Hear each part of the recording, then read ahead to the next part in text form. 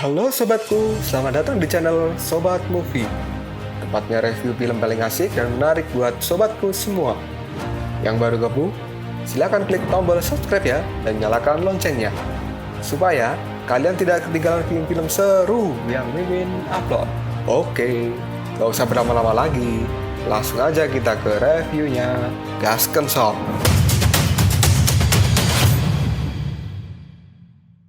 Hey, oke, sobatku terkeren, terkecil, terbaik, tersemuanya. Kita masih bersama Sobat Movie, channel alur cerita terasik sepanjang masa. Oke, kita lanjut bahas chapter 79.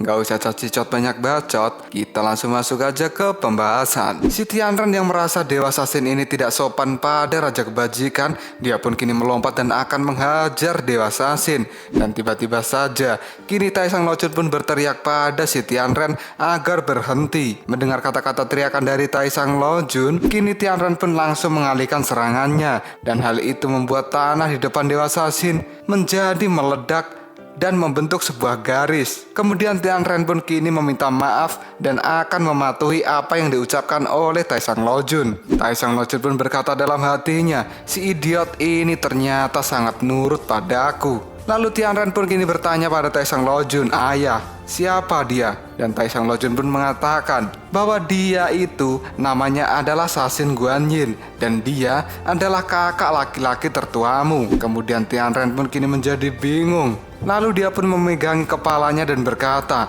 Sasin Guanyin, kakak laki-lakiku. Dewa Sasin dan juga Tai Sang Lojun kini menjadi terdiam melihat kebingungan dari Tianren itu. Dan tiba-tiba saja kini Tianren pun menangis lalu mengatakan, ayah, kamu telah kembali dan kamu telah membawa kakak laki-lakiku. Aku sungguh sangat bahagia. Dan kini Tianren pun langsung berteriak, di sini ada ayah dan juga kakakku. Aku tidak akan kesepian lagi, teriak Tianren.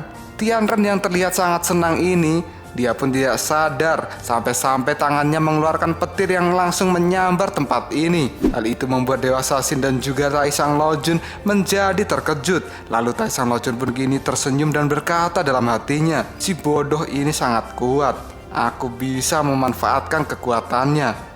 Dia akan menjadi budakku sekarang. Di saat Tianren ini masih merasakan kesenangannya, tiba-tiba saja Dewa Sasin pun langsung bertanya pada Tianren, apakah Tianren ini melihat Tathagata muncul di tempat ini. Tianren pun langsung mengatakan, apakah dia adalah laki-laki dengan rambut yang setengah putih? Tadi aku melihatnya ada di sini dan aku akan membunuhnya. Lalu Tai Sang Lojun pun berkata, apakah kau sudah membunuh Tathagata? Tianren pun mengatakan, aku belum membunuhnya.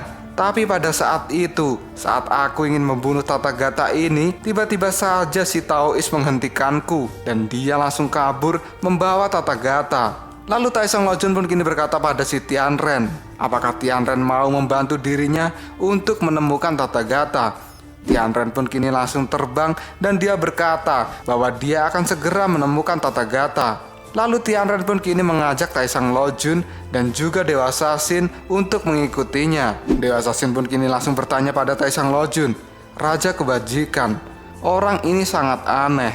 Apakah dirimu tahu seluk-beluknya? Tai Sang Lojun pun menjawabnya bahwa dia juga tidak tahu siapa dia sebenarnya.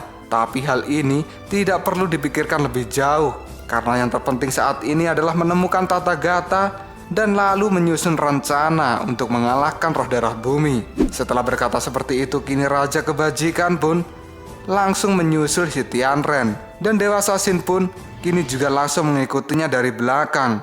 Kita langsung berpindah ke hutan labirin. Di sana terlihatlah Sun Wukong yang menuliskan sebuah tanda pada sebuah pohon besar. Lalu Shao Wuqing kini melihat tanda yang dituliskan oleh Sun Wukong ini menjadi sangat banyak. Dan Sun Wukong mengatakan sepertinya ini ada yang salah. Sun Wukong pun lalu terdiam sejenak dan dia pun kini berjalan untuk menemui Biksu Tong. Lalu Sun Wukong pun berkata pada Biksu Tong, apakah sang biksu sudah menemukan solusinya? Biksu pun kini mengatakan, aku sudah tahu dan hal ini sepertinya tidak baik. Lalu Sun Wukong pun kini berkata, iya guru, sepertinya ini adalah hal yang sulit. Aku merasa kita akan berinkarnasi sekali lagi dan kita tidak akan pernah bisa meninggalkan hutan labirin ini. Biksu Tong pun kini langsung berkata pada Sun Wukong agar tidak berkecil hati, karena Biksu Tong akan memikirkan solusi dari masalah yang mereka hadapi. Dan kini si rumput reinkarnasi pun mengatakan, "Tang Sanjang, kenapa kamu begitu percaya diri? Lihatlah semua makhluk hidup yang ada di sini. Mereka tampaknya hilang selamanya dalam reinkarnasi. Bisakah kita membuat pengecualian?" Biksu Tong pun kini langsung terdiam. Dia pun menutup matanya dan menyatukan kedua telapak tangannya. Lalu Biksu Tong pun kini mengatakan, "Aku percaya bahwa langit dan bumi adalah benar. Tujuan kita datang ke sini adalah untuk melakukan hal yang benar juga. Kita harus menemukan jantung bumi untuk menyelamatkan kelangsungan hidup di 3.000 dunia. Aku benar-benar percaya bahwa pasti ada salah satu penguasa di dunia bawah ataupun di langit dan bahkan di bumi yang memiliki sebuah kebenaran, dan kebenaran itu akan membimbing kita untuk mencapai tujuan keadilan." Dan kini tiba-tiba saja si monster siput mengatakan pada Biksu Tong bahwa hal itu tidak berguna, karena menurut si monster siput, Biksu Tong telah mengatakan hal ini secara berkali-kali. Jika langit dan bumi benar-benar bisa membantu, kenapa mereka masih terjebak di tempat ini? Tidak ada yang benar dan tidak ada yang salah di dunia ini. Benar dan salah hanyalah sebuah hitam dan putih. Semua itu adalah sama saja, dan itu hanyalah fantasimu, kata si monster siput pada Biksu Tong. Lalu monster siput ini pun berkata lagi, jika harus meninggalkan siklus reinkarnasi, maka satu-satunya cara yang harus dilalui adalah kematian, dan itu pasti harus mengorbankan seseorang. Monster siput yang banyak bicara pun kini langsung ditendang bokongnya oleh Sun Wukong. Mendengar perkataan dari monster siput itu, Biksu pun kini langsung mengatakan pada Sun Wukong, dia benar, harus ada seseorang yang berkorban. Lalu Sun Wukong pun kini dengan tatapan terkejutnya dia langsung berkata, "Pengorbanan? Siapa yang akan berkorban, guru?" Kita langsung berpindah ke tempat roh darah bumi. Kini terlihatlah di istana surga, Dewa Mata Tiga akan menyerang dan bertarung dengan roh darah bumi. Dewa Mata Tiga pun kini akan menusuk kepala roh darah bumi menggunakan tombak mata tiga miliknya. Dan dengan cepat, roh darah bumi pun kini menangkis serangan dari Dewa Mata Tiga menggunakan kekuatan tinjunya. Lalu roh darah bumi pun kini tertawa. "Ini tidak buruk. Aku melihatmu sebagai orang yang berbeda." Dan kini Dewa Mata Tiga pun bersemangat untuk bertarung melawan roh darah bumi. Dia pun kembali menggunakan kekuatan tombak mata tiganya dan melancarkan serangan yang begitu banyak pada tubuh roh darah bumi. Melihat serangan yang dilakukan oleh Dewa Mata Tiga ini, roh darah bumi tidak merasa gentar sedikit pun. Lalu roh darah bumi pun kini mengatakan, "Kamu mungkin berpikir bahwa teknikmu ini tidak memiliki kekurangan, tapi di mataku, aku jelas-jelas melihat sebuah kekurangan pada teknikmu ini." Setelah berkata seperti itu, kini tangan dari roh darah bumi menembus kekuatan serangan tombak yang dilakukan oleh Dewa Mata Tiga. Dan tiba-tiba saja, tangan dari roh darah bumi ini langsung mencengkeram baju sirah dari Dewa Mata Tiga. Dan kini, cengkeraman kuat yang dilakukan oleh roh darah bumi itu membuat baju sirah dari Dewa Mata Tiga menjadi hancur lebur. Melihat baju sirahnya sudah dihancurkan, Dewa Mata Tiga pun langsung menyingkirkan tangan roh darah bumi dari baju sirahnya. Kemudian roh darah bumi pun kini berkata, "Apa kau takut, Mata Tiga?" Sambil mengatakan hal itu, roh darah bumi pun kini bersiap menggunakan kekuatan tinjunya dan akan menyerang Dewa Mata Tiga ini. Sambil melancarkan tinjunya, kini roh darah bumi pun berkata, "Menyerahlah pada roh darah bumi dan aku akan mengampuni hidupmu." Dewa Mata Tiga pun kini menahan kekuatan pukulan dari roh darah bumi dan dia pun kini mengatakan, "Apa? Menyerah padamu? Itu hanyalah sebuah khayalan. Bahkan jika tubuhku hancur berkeping-keping pun, aku tidak akan pernah menyerah pada iblis sepertimu." Tinju dari Dewa Mata Tiga berhasil mengenai wajah dari roh darah bumi. Roh darah bumi yang terkena pukulan dari Dewa Mata Tiga, kini dirinya langsung mengatakan, "Prajurit surga, aku akan membunuhmu." Dewa Mata Tiga yang sudah berhasil meninju wajah dari roh darah bumi, dia pun tidak ingin berhenti dan langsung melancarkan tendangan ke kepala roh darah bumi. Roh darah bumi pun menggunakan kekuatan tinjunya dan langsung menghantam tubuh dari Dewa Mata Tiga. Akibat serangan-serangan yang dilakukan oleh Dewa Mata Tiga pada tubuh roh darah bumi, hal itu membuat roh darah bumi ini menjadi marah.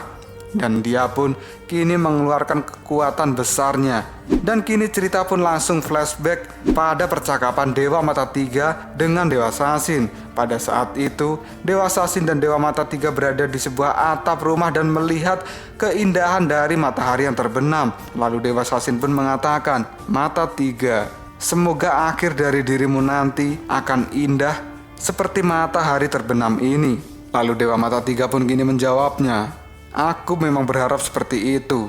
Lalu Dewa Sasin pun kini berkata, "Apakah kamu tidak menyesal?" Dan Dewa Mata Tiga kini menjawabnya, "Menyesal?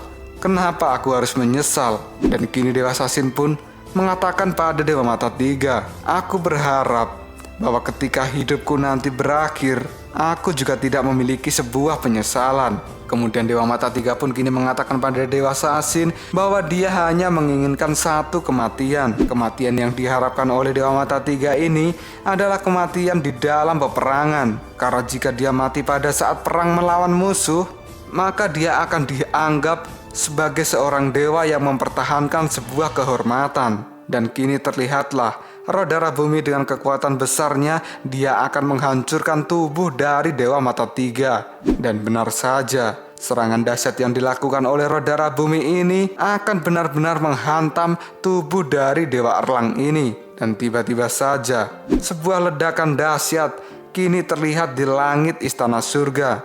Ledakan itu adalah disebabkan oleh serangan roh darah bumi yang menghancurkan tubuh dari Dewa Mata Tiga. Akibat serangan yang dilakukan oleh roh darah bumi itu, Dewa Mata Tiga pun kini tewas.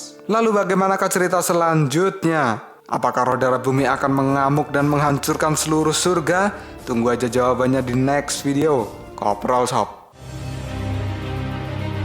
Tetap stay di channel Sobat Movie dan jangan lupa klik subscribe, like, dan share ke teman-temanmu agar channel ini dapat berkembang dan menghibur kalian semua. See you next tomorrow. Bye-bye.